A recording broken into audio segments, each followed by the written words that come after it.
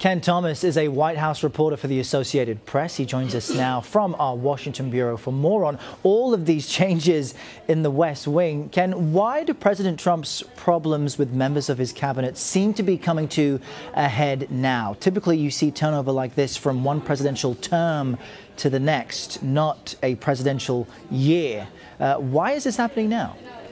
Errol, I think there's been a lot of churn in the White House lately because the president has been impatient. For many months, he wanted to get rid of Rex Tillerson, and his advisors would tell him we're still working on an exit plan. And he this week, I'm told, just got to the point where he was frustrated and just wanted to execute the plan. So we saw Tillerson leave yesterday. He announced, the White House said that he will be hiring Larry Kudlow to be his chief economic advisor. And there are other people we're wondering about right now. David Shulkin, the VA secretary, he is said to be on thin ice, and administration officials have even floated the idea of Rick Perry, the energy secretary, shifting over to take the VA. So there's a lot of churn right now, but I think the president has gotten to the point where he's impatient and he wants to act. And it's interesting because, for the most part, we're speaking of people that President Trump selected himself to be a part of his team. And in the report that we just aired, we showed President Trump last week saying he liked conflict in the White House. People with different ideas come forward and fight it out. But the strategy now seems to be to surround himself with people who simply agree with him. What is the likely outcome going to be with a strategy like that? Well, the strategy could lead to much more nationalistic policies. We saw the president receiving a lot of pushback 6 months ago on trade policies, for example. He has said that he wants to renegotiate NAFTA, and he has threatened privately to pull the U.S. out of that trade deal. We heard him months ago saying that he wanted tariffs, and we finally saw that in the last week. The administration moved to impose tariffs on aluminum and steel.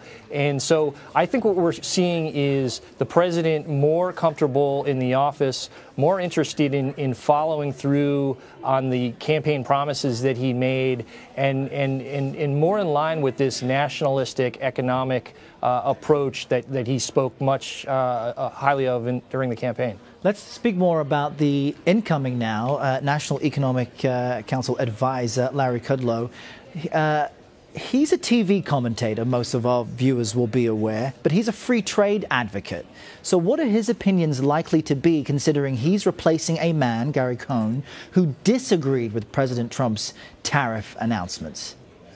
On this one, it might be tactics. I spoke to Larry briefly this morning, and one thing that he told me is that while he is a free trader and he doesn't support tariffs in general, he does feel like his views are in accord with the president. And one thing that he told me that I thought was interesting is that he said that he'll be discussing these things very thoroughly with the president going forward as they develop economic policies. But he understands that when the president makes a decision, it will be his job to implement that decision and to execute it. Remember that Larry Kudlow is also a veteran of the Reagan administration. He worked for OMB in the 1980s. So he's coming into government for a second round, and he understands how this works. And so I think he's very clear that, he will be, the president's chief advisor on the economy. But when the president wants to do something, it will be his job to get it done. Right. Now, this kind of continued chaos out of the White House is coming after a special election in Pennsylvania. That race still too close to call. The Democrat, though, is claiming victory. Is the White House concerned at all about how that race is playing out and their internal politics? There were some questions that President Trump's tariff announcement, for example, was partly an effort to shore up rural votes. The White House tried to put on a brave face today. When they were gaggling with reporters aboard Air Force One, they noted that, when the president came into the district over the weekend, Rick Saccone was trailing by about 5 points, and it was essentially a tie. We're looking at a likely recount in this race.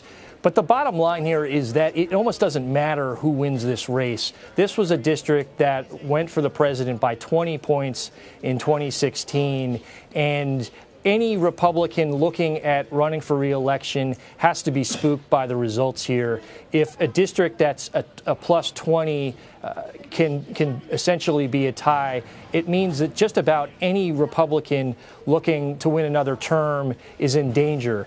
There are probably two things that happen as a result of this Pennsylvania special. One is you're likely to have Democrats draw a much broader congressional map.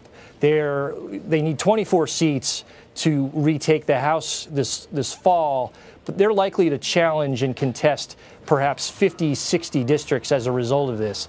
And then the second thing to look for is that Republicans who are thinking about running for re-election and facing these filing deadlines that we have in many states, some of them are just going to say it's not worth it, and I ought to retire at this point. So this is a race that's clearly going to have an impact on the fall elections ahead. And we are watching the political landscape change before our eyes. Ken Thomas, great to chat with you from Washington.